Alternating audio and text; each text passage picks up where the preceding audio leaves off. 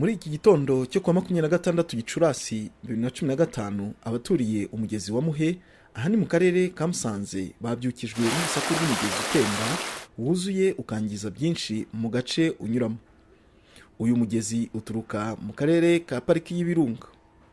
Uyu mugezi kandi ukaba wafunze n'umuhanda Kigali Rubavu mu gace k'uyu muhanda gaherereye muri kilometero nk'eshatu uvuye mu mujyi wa Musanze rwagati. Nitwa Barbara Greenstone Fils. Kuno byatangiye twagiye kumva ikintu kirakubise.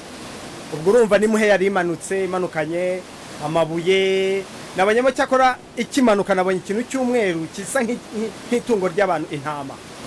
Nibibuye byinshi ibiti n'ibindi bintu. Cyo nsaba cyakorwa n'ubushize byarabaye tumenyesha inzego z'ibanze twabisobanuriye meya atubwira ko nawe ashobora kuturwana tukaraba buryo ki bareba isanwa ry'iki kiraro. Ni hato munsi y'ikiraro kimaze gusenya abantu benshi gitwara n'imyaka y'abaturage gitwara urabona nk'ubu akazi kahagaze nk'umuhanje ndi umucuruzi hano urabona akazi kahagaze basanga nk'inzego z'ubuyobozi ko zaturwanaho zikasana ry'iki kiraro ko nicyo giteza aya mazi menshi hano mu muhanda. Ni ku nshuro ya kabiri mu gihe cy'amezi atatu uyu mugezi wongera kubuza abantu kujya mu mirimo yabo ndetse n'ingendo zabo. Banyita Ishimwe Pierre Celestin nkandi umunyeshuri ku GS Musanze 1.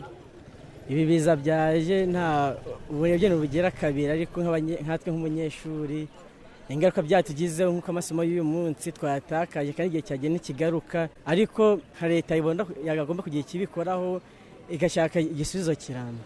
Inzego z'ubuyobozi nazo zikaba ziyemeje gukora ibishoboka byose ngo iki kibazo kibonerwe umuti urambye. Aya mazi mubona amanuka hano n'umuvumba mwinshi ni amazi aturuka hano haruguru mu gace k'Ibirunga.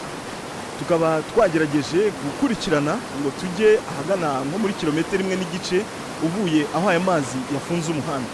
Tukaba twagira ngo twirebere ubukana bwayo yewe n'ababa bazashaka uburyo aya mazi atazongera gufunga umuhanda babonereho icyakorwa kugira ngo uyu muhanda Rubavu Musanze wongere ube nyabagendwa. Patrick muri Family TV Musanze.